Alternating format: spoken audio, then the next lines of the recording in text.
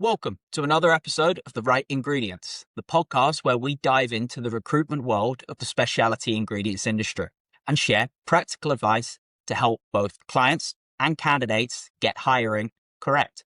Today, we're going to talk about something every candidate will have to deal with at some point, their CV. And more than that, we'll also look at your LinkedIn profile because in today's market, both work hand in hand.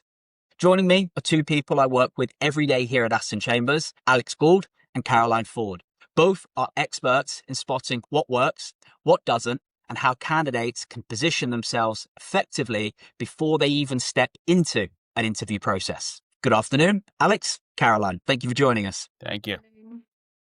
Now, let's start with the obvious. Some people think the CV is dead, that LinkedIn has replaced it. CVs are not important anymore. Alex, is that true? I think, yes, CVs are still very important, but the role they play has certainly changed. Over the past decade, a CV was the main tool for getting noticed, right? It's in today's world, it's more like a business card for your professional life. It gets you in the door, but it's not the whole story. Employers and recruiters will absolutely ask for one, and most ATS systems require one, even just to apply for a role. That said, platforms like LinkedIn have made things more dynamic. We look now at CVs alongside someone's digital presence, personal branding, their network. So think of your CV as a foundation, your starting point. You still need it, absolutely, but it's not the only thing that matters anymore. Agreed. And Caroline, when you see a CV for the first time, what are you really looking for? I think for me, it's really job titles are really significantly important, but what happens sometimes is you'll see a candidate's job profile and it's not necessarily matching up to what they might be doing because in a particular company, for example, a job title might mean something else. So I'm always looking for, really, can they do this job? What are they doing currently? Whether there's enough information on there that warrants me to want to kind of reach out. But what you said there, Alex, I totally kind of get that and agree with, CVs are really, really important. They're kind of like, I see them as a passport to your career move and to your career trajectory path. It's like having your passport to go on your next like wonderful vacation. I think, the CV is about your next wonderful job. So, looking at profiles, making sure it's not about cutting and pasting or anything like that. But, digital presence is important, but CV is equally important as well, Definitely. I like that analogy of a CV passport. No, I like that a lot. I mean, for me, when I look at a CV, I'm looking for a clear layout that highlights, for me, the five main topics. One of those you've hit already, Caroline, in terms of title, but I'm also looking for company, dates, responsibilities, and for me, the most important achievements. These, I believe, are paramount to giving the reader a clear insight into your role. And as I've said, the topic that most miss is achievements. You don't just want to look like you've held the position. You want to show the reader you've excelled in that position. So indicating key achievements throughout that CV or through each individual role title that you've held, I think is super, super important. So to follow on from that point, Alex, in your opinion, how should candidates structure their CVs to really grab the reader's attention? Yeah, the structure of your CV matters more than people really realize. I think you should start with a short but strong summary, no more than 2 to 3 sentences. Tell them who you are, what you bring to the table. At that point, go in a reverse chronological order with your most recent experience first. For each role, use bullet points that make those bullet points achievement focused, not just job duties, right? Keep the formatting clean. Don't use crazy fonts. Try not to use columns that don't translate well into an ATS system. Depending on the industry you're trying to break into, I think photos should be left out. Leave that to LinkedIn. And depending on the role, again, 2 pages max for most positions. Remember, easy to read, visually clear, and focus on what makes you the right fit for this position you're applying for. Yeah, for sure. I think the point that you raised there in terms of photos on a CV is an age-old debate. Should there be a picture of yourself on your CV or should there not? I have found over my recruitment career, it's very much a European thing to do. Lots of Europeans do have a profile picture as such on their CV. I think for me, as times have moved forward and we have such tools such as LinkedIn, which we will go on to shortly, I feel that that aspect is sort of dead. I think it takes up too much room on your CV where you could be putting more important information. If you're trying to keep it to a 2-pager, which most people like to do, I'm not saying that's wrong or it's right, but I think it takes up too much space. And 9 times out of 10, recruiters, future employers, they'll look at your CV, but they will also look at your LinkedIn, and your profile picture is going to be on LinkedIn. So don't worry about taking up too much space. And I think I'm fully in agreement with that sometimes a picture is just not necessary on a CV. Yeah, I think it is industry specific as well, right? If you're getting into media or marketing, I think it plays a little stronger in those fields. But if you're speaking to our audience in the ingredient space and the food and beverage space, I would keep it off. Yeah. Agreed. Yeah, I think sometimes as well, like personal information that goes on there, you really don't need it. Or busy CVs, what I term as a busy CV that's got, frames and sort of fancy. If you're in the creative industry, perhaps then yes, but not in what we do. I think like what you said, Alex, it just really needs to be that very compelling sort of profile introduction at the top of the page, as you say, a couple of sentences, really kind of outlining what are the key attributes and the key skills, mentioning that in that profile, and then obviously all the way through showcasing that throughout your CV. If it's a transferable skills, for example, that you're taking across, you've got to really then enhance on what are those transferable skills. Again, we might go into like what we've just said about job titles. We could look at a job title, it happens many times, and you're looking at a profile and you're thinking, okay, this person can do this job, but how do we work this on their CV? So that's where they would enhance on that and mention that more throughout, their profile and throughout their CV. Sure. Out of curiosity, Caroline, what are some of the most common mistakes that you see? I mean, we've touched on a few there. I wouldn't call them mistakes, but what are common mistakes that you generally see when you're looking through CV? I think for me, sometimes a CV that's too long, I'm going to be really honest. This is a very debatable question, but I think if you're looking at a more senior candidate, perhaps somebody's in their late 40s, early 50s, going into their early 60s, you do not need to go back to what they were doing maybe 30 odd years ago. I think what's important at the bottom of the CV is maybe to just enhance about earlier career, what sort of jobs you held, and maybe a couple of bullet points from and to dates, what your job title was, because your career path where you started may not be where you are now, so it's very non-applicable, but it's also like an opening up for a conversation between the hiring manager or the talent acquisition manager to then touch upon those points and say, oh, well, you started your career as this, what took you to that? And so, keep that brief. I think, a lot of mistakes as well can be grammatically incorrect, spelling mistakes, errors, too much information. I think be very concise, highlight your achievements with those measurable results always, and just keep it very tight, clear, and, with that concise information for me. And again, another point I think, which is quite good for kind of like C-suite level leaders, business leaders, CEOs, CMOs, very often they don't have a CV. They'll be more interested to consult with someone like ourselves and just say, look, this is what I'm doing. Caroline, I don't hold a CV, but I'm really interested in this. I'll give you a 1-pager, for example. So they don't always hold CVs, and they don't really want to. Can be a touch point, sometimes a little bit touchy for them that they feel they don't need one. Not everybody's like that. But I think, again, that really, really depends on what industry you're coming from and, what role you're applying to. Yeah. Agreed. I think sometimes less is more, a 2 to 3 page, 15, maximum 20 of that, Understood. Yeah. I think on the majority of people that do have CVs, I would say that the clear mistakes I see is either one or the two. Too many words, i.e. it's too lengthy, or it's too little, where somebody could have had a career that spanned 30 years and they've not given enough information. So it's about being clear and concise, and going back to what I mentioned earlier about having those 5 points, the title, company, dates, responsibilities, achievements. If you can do that per a position that you've held, that's what you need.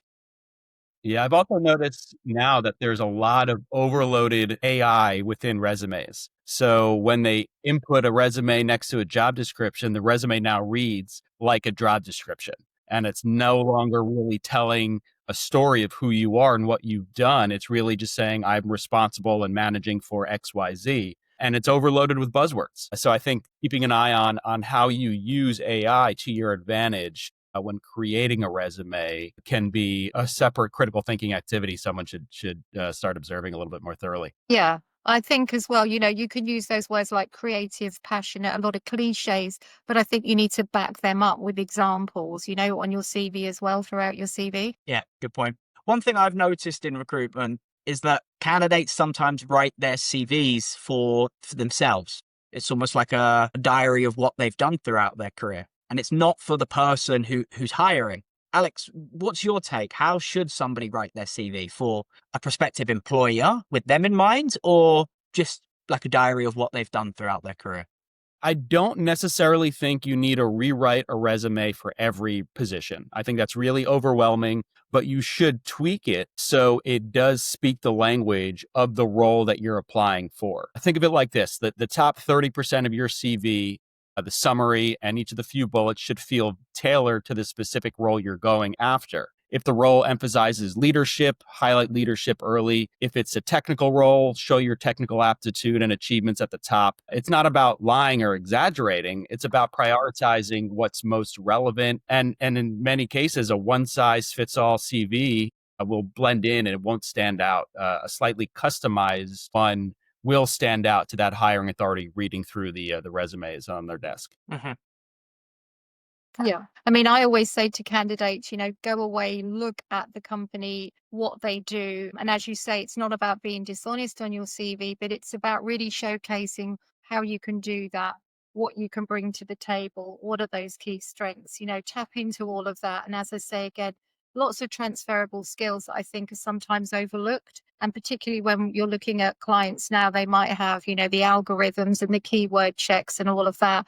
A lot of good candidates are getting left out because of those checks. So if we can get them to construct and not rewrite the CV, but really enhance upon what they can bring to the table, then I feel there's a stronger chance for getting them across the table for that interview. Hmm. Yeah, some good points there. So moving on from there, let's circle back to a point made earlier on, and that's on achievements, because I think that is where, from my point of view, candidates can really separate themselves from the competition, making their CV stand out. Alex, what's the right way to show impact via your CV and the achievements that you're putting down? Numbers, specifics, results. If you can quantify it, do it. Instead of saying managed social media accounts, increased social media engagement by 40, 50% in 6 months. Instead of handled customer complaints, it resolved 95% of customer issues on first contact. If you can't use numbers, show scaling. Right? Led a team of 12, managed a portfolio of 2 million, managed a budget of 3 million. The formula I usually recommend in resumes is action plus results, right? What did you do and what happened as a result of it? That's what most recruiters and hiring managers are paying attention to, quantifiable results. Definitely. Action and results speak wonders on anybody's CV. Being able to show what you've done and what that equated to, hugely, hugely important.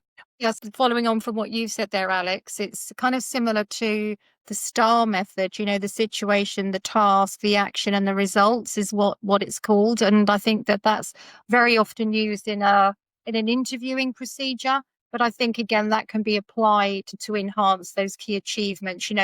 With your most impressive achievements, you could look at it in that style and always put the most recent achievement, because that's the most memorable and the one that's most applicable. And like what you said, Alex, if there's key results that, you were running a leadership and you were hired to improve sales, how did you do that? What was the situation you were in?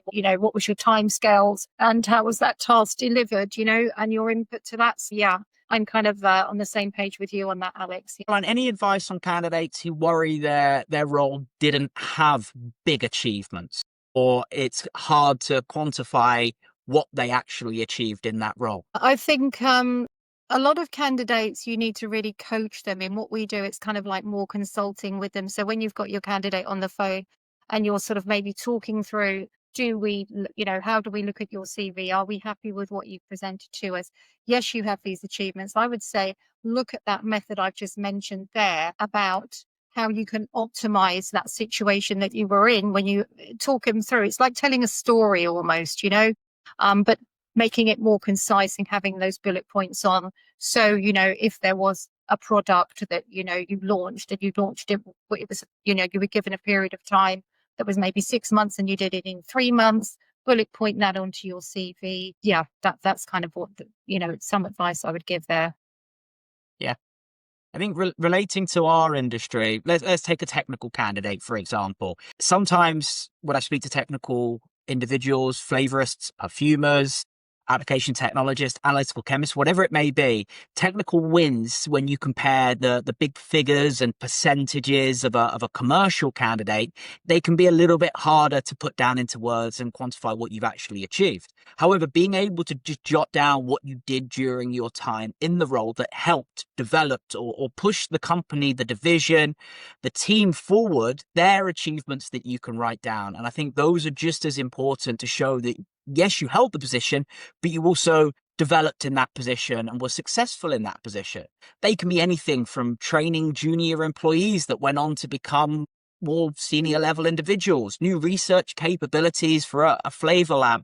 I don't know, the list goes on, but just being able to make sure that you're putting something in there to show that, once again, I know I'm saying it a lot, but you didn't just sit in the seat and do the role from 9 to 5. You actually increased some sort of responsibilities within the role that you held. I think that's super important. Yeah, I think when they think about process improvements, right? Did you make something faster, better, easier? Soft skills with real outcomes. Did you onboard new hires successfully? Did you support a manager in a key project? Even those small contributions add up.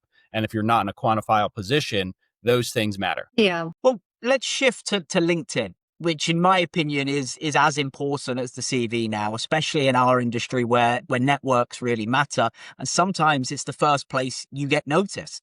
So Alex, why do you think LinkedIn is such a powerful tool? Well, LinkedIn is basically your career in real time, right? It's searchable, it's navigatable, and it's where recruiters spend their day to day. I mean, I know I spend hours every day on LinkedIn because it gives me more than just the resume and CV, right? We see mutual connections, recommendations, content that they're sharing, groups that they're involved with, all of which gives us context about who you are professionally. Plus, it's the only platform where you can showcase thought leadership, engage with the audience of a specific industry, and be discovered without even applying for a job. Your LinkedIn is a online reputation for yourself that's working for you 24/7. Yeah, definitely. I think a CV you have to send. Normally, when someone sees your CV, you've applied for that role.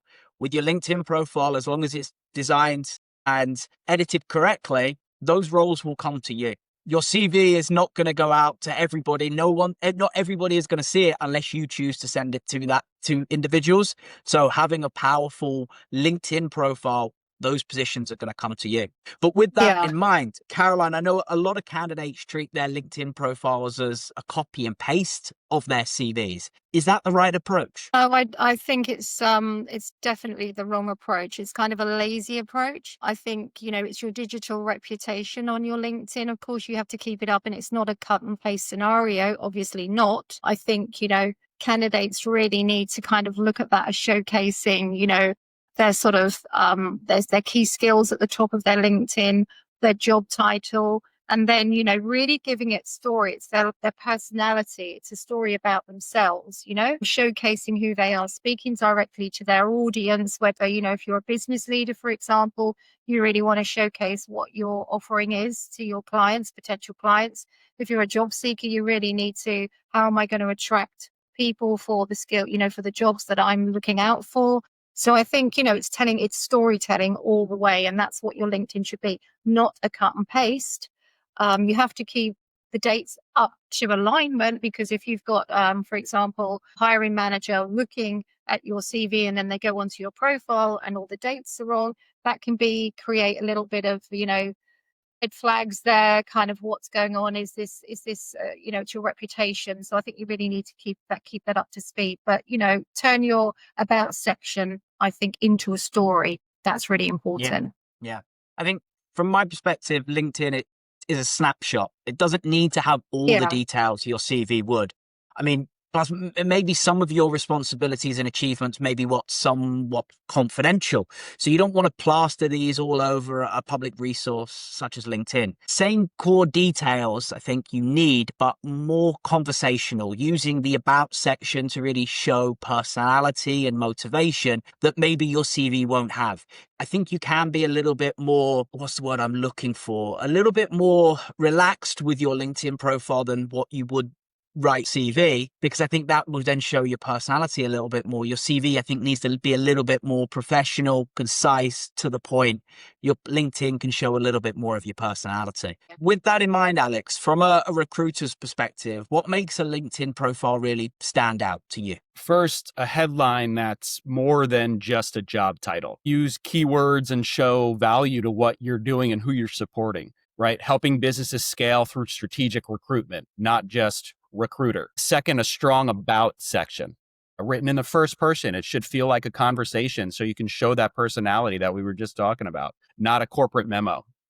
Third, complete the experience and skills. Don't leave this section blank. I think it's really important that people get a good understanding of what you've accomplished and what you're capable of. Fourth, visual elements, a professional headshot, a good banner, maybe even some media presentations or links or content that you've posted in the past. And finally, your activity. Commenting on posts, sharing insights, posting yourself occasionally. It shows that you're engaged with your industry, and recruiters like to see that because they know you're going to be a better sell to a company that is hiring for someone that's outgoing, that is an industry leader themselves. Yeah, definitely.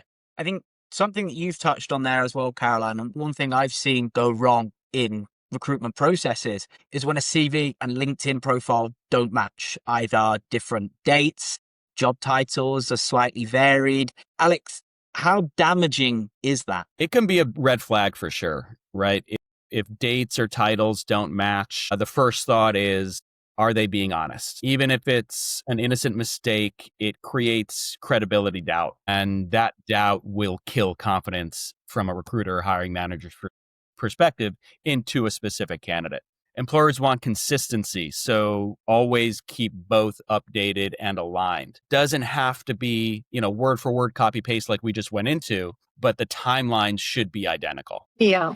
And I think job titles are really, really important because, as I mentioned there earlier, a job title could be something different with another company's. Within your job title, talk about what you do within that title, so that if I, for example, as a researcher, I'm looking for a certain type of candidate, that gives me more information as to whether I would make that shout to that candidate to want to have a conversation. I think, connections matter as well. I know if you're a younger person in the industry, you won't have that many connections, but I think, mature candidate, always make sure that they're getting good connections, because that really is quite important. And that's visible to people like ourselves when we're looking out who are their connections, where are their connections, and sort of linking in with that as well is very important. But I think, keeping that up to date as well, because that's the first thing that you're seeing. Yeah, I think making sure that your CV and LinkedIn profile match as much as you possibly can, I think it is super important, because consistency is key. Even the smallest discrepancy, no matter if it's a mistake or not, it can make the hiring manager pause. And it will just see that little aspect of doubt, and that's what you don't want. So just trying to make sure that everything looks the same. You can have both applications open at one, your Microsoft Word document, PDF, whatever your CV's on, and your LinkedIn. Just make sure that everything aligns, both in terms of job titles, dates, things like that. I think that is definitely something you want to make sure that you're doing. And I think it's seeing it's personal brand, rather than just a job history. It's personal branding for you, whether that be as a Definitely. business leader or a job hunter. Yeah, for sure. Okay. So before we wrap up, let's do some quick fire advice so we can give quick snippets to our listeners in terms of different things that we've gone over today, or anything new that maybe has come to mind for both of you. One tip for candidates to improve their CV today. Alex, go. One tip for candidates: cut the fluff, right? Replace it with achievement-driven bullets. Action plus results. Start with a strong verb, show what you've done in your past, show what the result was, and show how you affected the progress of others, right? I, for example, led 4 direct reports, 2 promotions within 2 years. That's not showing just what you've done, but the results of how you put in an action plan and saw it through. Yeah, a good tip. Caroline? Pretty much like what you said, Alex. I think, clear, concise information is really, important.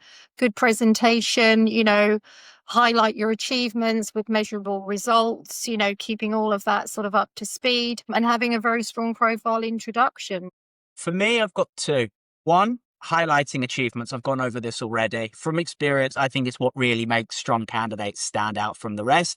And 2, maybe a controversial one, but I'm going to go with it anyway. Leave out hobbies and interests. Hobbies and interests, they can go on your LinkedIn profile. On a CV, you're just taking up space. And yes, you may be fantastic at judo. You may love horse racing. You may be an incredible cook, a chef. Get it on your LinkedIn, because that's where your personality really comes out. Those words, they're not really going to engage anybody on a CV. So controversial for some, I know, but that's the one I'm going with. I think after a couple years of experience, fresh out of university, fine. You need to kill some space on your resume, sure. But after you have the years of experience and you're entering a professional environment, yeah, I agree with you. Time to go. Yeah. And what about LinkedIn? Give a LinkedIn tip, Alex. Go ahead. LinkedIn, I'll go with headline. Fix your headline. Stop using your job title at whatever company you're at and start using something that shows what you do, who you work with, who you support. That one line can make you more searchable from within LinkedIn and a more interesting candidate off the bat. Mm-hmm. Good. Caroline? Yeah, again, same as you, Alex, prioritize your key information, in your headlines and your summaries, and optimize your LinkedIn headline to make a strong first impression. Because, for me, when I'm researching, if I see that strong first impression, I know that this is a candidate that is going to make, me want to reach out and communicate with them and, have that conversation. I think LinkedIn profiles are very easy to read. I think most of the time, as long as they're put together correctly, you can even know the personality of the person you're going to speak to before you've even picked up the phone or had a video call with them. So I think for me, my number one tip would be focus on what's important. Yes, stand out from the crowd, but don't overdo it. Don't sell too much of yourself too early. You want to show your personality via LinkedIn. We've covered that, and I've said, but at the end of the day, it is a form of social media. But at the same time, it is for professional use. So making sure that you're putting yourself forward as a professional and not overdoing it too much. Focus on making it almost like an extension of your CV, a teaser, if you will, just with a little splash of extra personality in there too. I think that would be my tip for LinkedIn as well. Yeah. I think some people do go a little bit too into personal things, which, it's good to know a little bit about your personality, but not everybody needs to know that. And a lot of the cases now you see on LinkedIn, that's becoming quite prominent, and it is a professional networking tool. And it should be kept like that, I think. For sure. All right. Well, I think that wraps us up for today. I mean, as I said, it was very much focused on CV workshop and LinkedIn, and I hope people have got some good tips from what we've said. I think hopefully anyone listening now has some more practical steps that they can take to make their CV and LinkedIn profile work harder for them, especially if you are searching for a new role. Please follow the right ingredients on your podcast platform, YouTube, Spotify, whatever it may be, and feel free to connect with us on LinkedIn. Once again, Alex, Caroline, thank you for joining me. And that's it for today's episode. So until next time, take care. Bye-bye.